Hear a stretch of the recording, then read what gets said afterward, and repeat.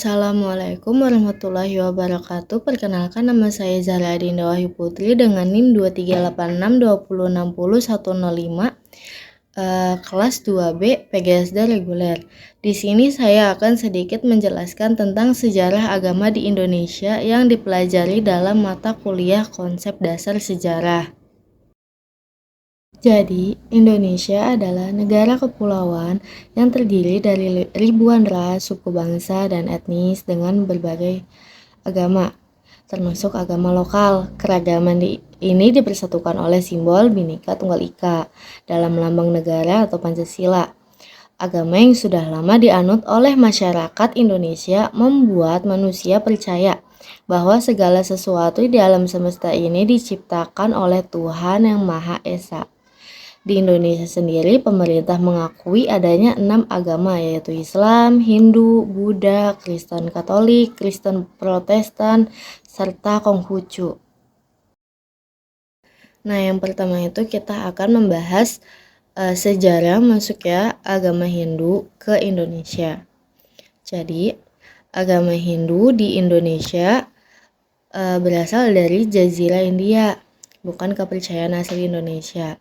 Pada tahun 2022 terdapat 4.692.548 penganut Hindu atau sekitar 1,7% populasinya di Indonesia. Dengan mayoritas umat yaitu ada di Bali. Hindu dan Buddha berkembang di Indonesia sejak abad pertama Masehi, dengan Hindu diakui resmi pada tahun 1962. Bukti perkembangan awal Hindu itu di Indonesia termasuk 7 yupa dari kerajaan Kutai di abad keempat Masehi. Kerajaan Hindu awal lainnya adalah Tarumanegara dan Kalingga. Agama Hindu masuk melalui hubungan dagang antara India dan Nusantara, mengakibatkan asimilasi budaya. Letak strategis Nusantara sebagai jalur perdagangan dunia juga membawa pengaruh budaya Hindu dan Buddha dari perdagangan asing. Ada beberapa teori tentang siapa yang membawa agama Hindu dan Buddha ke Indonesia. Teori yang pertama itu ada teori Brahmana yang dikemukakan oleh J.C. Van Leer, menyatakan bahwa masuknya agama dan budaya Hindu ke Indonesia itu dipelopori oleh kasta Brahmana. Ini didukung oleh fakta bahwa kitab Veda ditulis dalam bahasa Sanskerta dengan huruf Pallava yang hanya dipelajari oleh kaum Brahmana. Menurut teori ini, para Brahmana datang ke Nusantara atas undangan para penguasa lokal yang ingin mendalami agama Hindu. Sebelum pengaruh Hindu dan Buddha, para penguasa tersebut menganut kepercayaannya animisme dan dinamisme. Selanjutnya teori yang kedua itu ada teori kesatria. Menurut teori yang dikemukakan oleh C.C. Berg, Mukherjee, dan G.L. Mons, agama Hindu dibawa ke Indonesia oleh kaum kesatria atau prajurit kerajaan. Latar belakang teori ini adalah seringnya terjadi kekacauan politik dan perang antar golongan di India, sehingga para kesatria yang kalah melarikan diri ke Indonesia. Mereka menetap di Nusantara, membentuk kelompok-kelompok dan berinteraksi dengan penduduk lokal, sehingga terjadi akulturasi kebudayaan. Akibatnya semakin banyak masyarakat lokal yang menganut agama Hindu, yang kemudian melahirkan kerajaan Hindu di Nusantara. Nah, yang ketiga itu ada teori Waisya yang dikemukakan oleh N.G. Krum, menyatakan bahwa kaum Hindu dari kasta Waisya, yaitu para pedagang, memiliki peran besar dalam penyebaran agama Hindu di Indonesia. Pada masa itu, kegiatan ekonomi dan perdagangan di Indonesia sudah berkembang pesat, termasuk perdagangan dengan luar negeri. Perdagangan dari India dan pusat Hindu lainnya di Asia menjalin hubungan dagang dengan masyarakat dan penguasa pribumi, yang membuka peluang penyebaran agama Hindu melalui kegiatan perdagangan. Para pedagang Hindu memperkenalkan agama mereka kepada penduduk lokal. Nah, yang keempat ini ada teori Sudra. Teori yang diprakarsai oleh Van Faber menyatakan bahwa kaum Sudra yang dianggap sebagai orang buangan berperan besar dalam penyebaran agama Hindu di Indonesia. Kaum Sudra ini diduga datang bersama kaum Waisya atau kesatria dalam jumlah besar. Namun, keempat teori mengenai penyebaran agama Hindu di Indonesia memiliki kelemahan. Kitab Weda ditulis dalam bahasa Sanskerta dan Palawa yang hanya dikuasai oleh kaum Brahmana. Karena kaum kesatria, Waisya, dan Sudra tidak memahami bahasa ini, mereka akan kesulitan menyebarkan agama Hindu. Selain itu, kaum Brahmana menurut kepercayaan India kuno juga tidak boleh menyeberangi lautan, sehingga hampir mustahil mereka menyebarkan agama Hindu secara langsung ke Indonesia. Nah, yang terakhir ini ada teori arus balik yang diprakarsai oleh F.D.K. Bush menyatakan bahwa masyarakat Indonesia sendiri berperan aktif dalam penyebaran agama Hindu di Nusantara. Pada awalnya, pedagang dari India memperkenalkan agama Hindu kepada sebagian orang di Indonesia. Seiring waktu, beberapa masyarakat Indonesia yang tertarik pada agama tersebut pergi ke India untuk mempelajari agama lebih dalam. Setelah merasa cukup menguasai ilmu agama, mereka kembali ke Indonesia dan menyebarkannya. Tempat bersembahyang umat Hindu disebut pura, dengan keanggotaan tetap berdasarkan keturunan, tempat tinggal, atau wahyu mistis. Beberapa pura juga ada di dalam rumah keluarga di Bali yang disebut dengan Banjar. Hari raya umat Hindu di Bali termasuk Galungan, Saraswati, dan Nyepi. Nah, pembahasan selanjutnya itu sejarah masuknya agama Buddha ke Indonesia. Indonesia termasuk dalam daftar negara dengan pemeluk agama Buddha terbanyak di dunia. Mayoritasnya berasal dari Jawa dan Sumatera. Menurut sensus penduduk tahun 2022, terdapat sekitar 1,8 juta penganut agama Buddha di Indonesia. Sebagian besar dari etnis Tionghoa dan beberapa kelompok pribumi. Agama Buddha masuk ke Indonesia pada abad ke-5 Masehi setelah agama Hindu.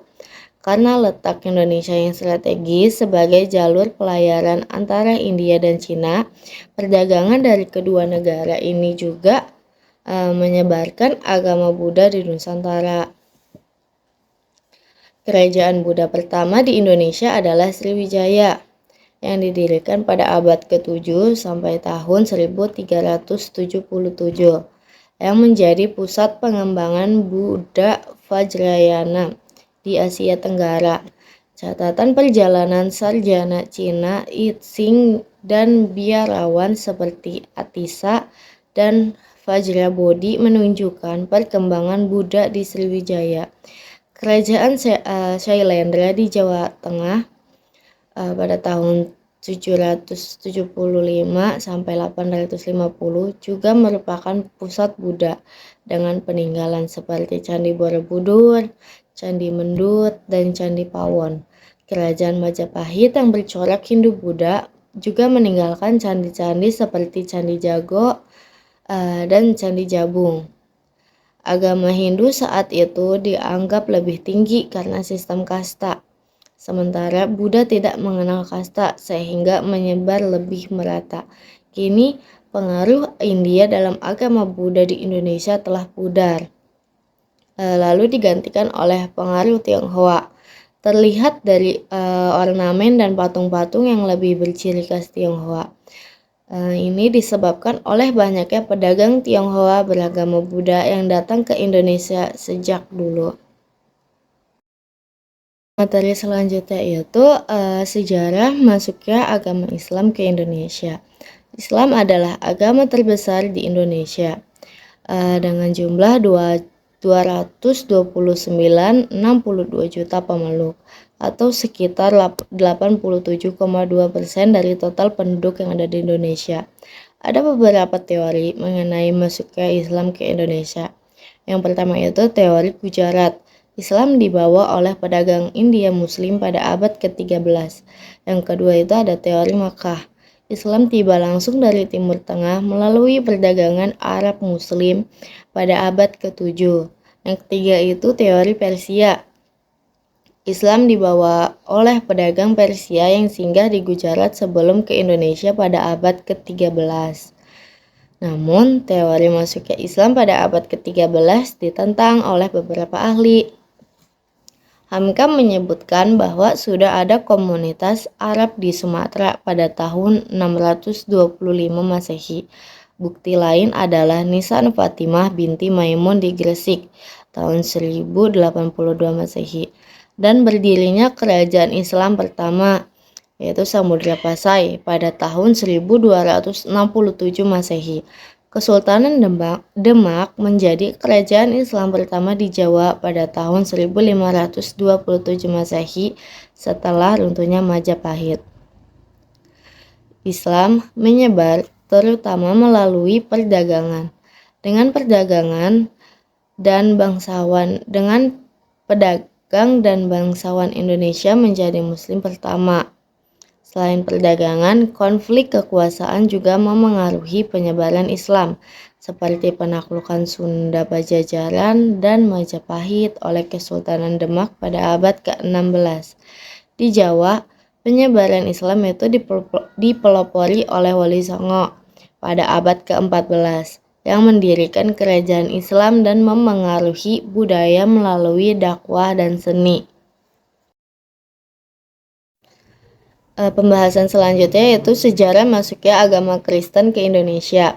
Di Indonesia, Kristen merupakan agama terbesar kedua setelah Islam dengan total 29.149.061 jiwa atau 10,5% dari total penduduk pada tahun 2022.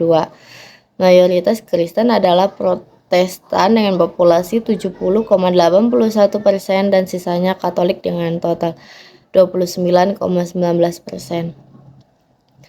Wilayah dengan jumlah penganut Kristen terbesar terdapat di Papua, Nusa Tenggara Timur, dan Sulawesi Utara, serta minoritas signifikan di beberapa daerah lain seperti Kalimantan Barat, Sumatera Utara, dan Sulawesi Selatan.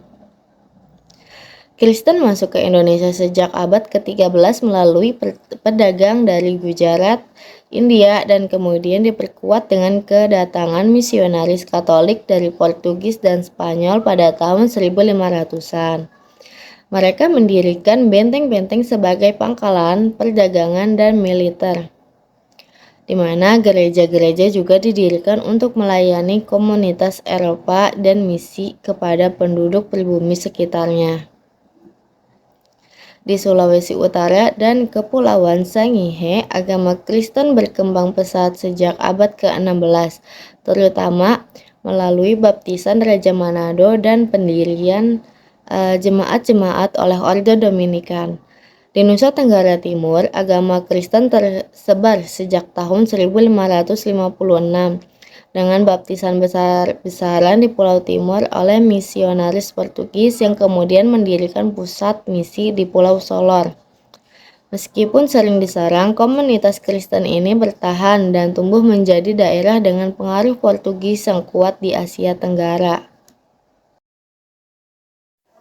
Pembahasan yang terakhir yaitu sejarah masuknya agama Konghucu ke Indonesia. Di Indonesia sendiri, agama Konghucu memiliki jumlah pemeluk sekitar 71.999 jiwa atau sekitar 0,03% dari total populasi berdasarkan data sensus tahun 2018. Mayoritas penganut Konghucu terdapat di Kepulauan Bangka Belitung, diikuti oleh Kalimantan Barat dan Jawa Barat. Agama Konghucu masuk ke Indonesia sejak masa formasi Kerajaan Majapahit, dibawa oleh komunitas Konfusian pada saat itu. Bukti fisik keberadaan agama ini termaktub dalam berdirinya kelenteng-kelenteng seperti Kelenteng Tian Ho Kiong di Makassar tahun 1688, Kelenteng Ban Hing Kiong di Manado tahun 1819, dan Kelenteng Boen Tiang Soe di Surabaya tahun 1883. Yang menjadi peninggalan sejarah Konghucu di Indonesia. Konghucu tidak memiliki kecenderungan agresif dalam penyebarannya dan lebih menekankan pada pembinaan diri serta menghindari konflik. Hal ini menjadikan tantangan tersendiri dalam pengembangan dan penyebaran agama ini di Indonesia. Kehadiran orang Tionghoa di wilayah Indonesia sudah tercatat sejak zaman prakolonial. Terbukti dari catatan perjalanan sejarah oleh para musafir seperti Fahsen dan Itsing. Aktivitas keagamaan Konghucu semakin berkembang setelah berdirinya perkumpulan Tionghoa modern seperti Tionghoa Hoenkoan atau THHK Batavia pada awal abad ke-20. Pada masa Orde Baru, kegiatan budaya dan tradisi Tionghoa di Indonesia sempat dilarang, namun larangan tersebut dicabut pada tahun 2000 oleh Presiden Abdurrahman Wahid melalui Kepres nomor 6 tahun 2000. Saat ini perayaan Imlek bahkan dijadikan sebagai hari libur nasional di Indonesia, menunjukkan pengakuan terhadap keberagaman agama dan budaya di negara ini.